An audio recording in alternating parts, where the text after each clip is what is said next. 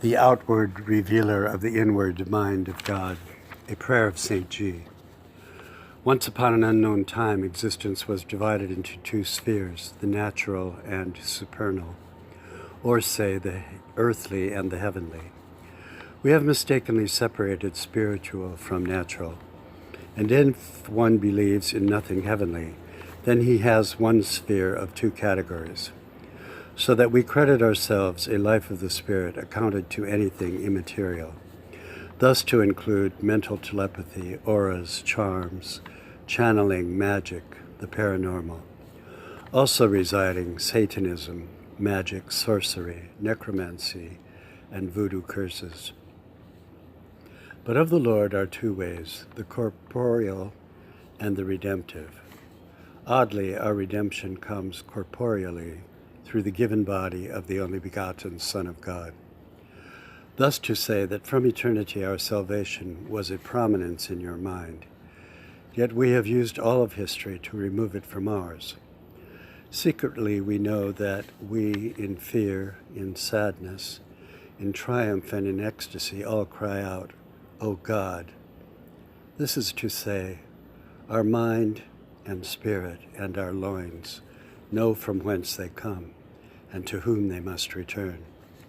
It is God who saves. It is God who is Father to our being, the conscious and unconscious. It is the redemptive world which dominates the natural, and thus is true spirit.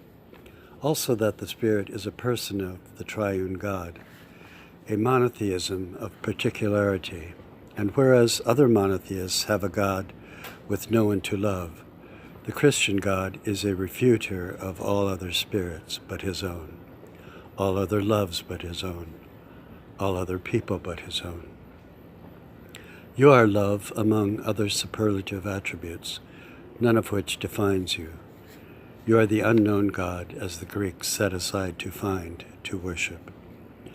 Among them came men who knew God personally, redemptively. Accidentally? No. Let it be known that the God of salvation is knowable by his own revealing of himself. No other way. And you did not thrust down upon us words by which you were to be known, but the Word is a person of God, incorporating both reason and word. All of which is known from you, is intelligible, and has purpose. These other things we have invented using your language. Even Satan in his conjectures realized that he was dealing with a man. Thus came to his mind, "I shall triumph," probably exclaiming, "O God." The human nature of Jesus Christ is owned by the person of the Son of God. It is a pre-existence of the known life of Jesus, and also his post-existence, which we call eternity, a flowing forward and flowing backward, but ever-present state of being. The life you came to show us was not only the period from nativity to ascension, but the whole revealable volume of truth from the day of creation unto the apocalyptic vision left to us. In the time of earth, Jesus was not divested of his self, of transcendent attributes, such as omniscience and omnipotence. No change had taken place in the deity. All that is disclosed from the mind of God to the mind of man through nature comes by Jesus Christ. You are the outward revealer of the inward mind of God. The task of the redemptive revealer was in your earthly life, also before, also after.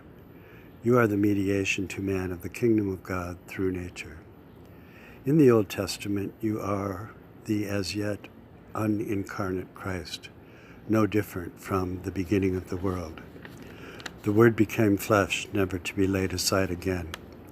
You reveal the fullness of the Godhead through your own beautiful and perfect nature, and through the words spoken to us. Yours an uninterrupted coexistence of life, light, and truth in the person of the Son.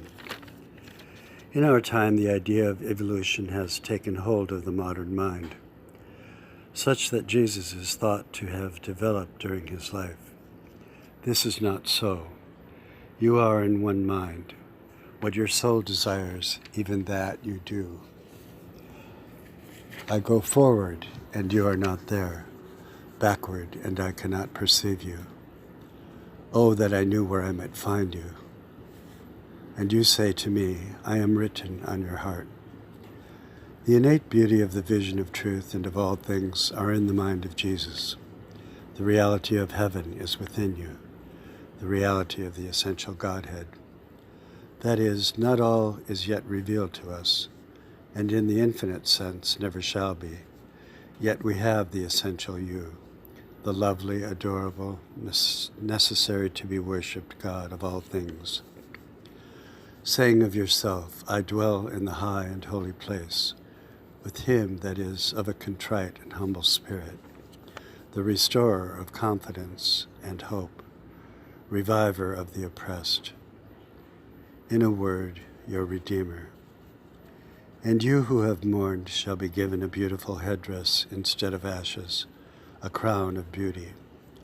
Upon you the oil of gladness, within you the Spirit of God, that he may be glorified.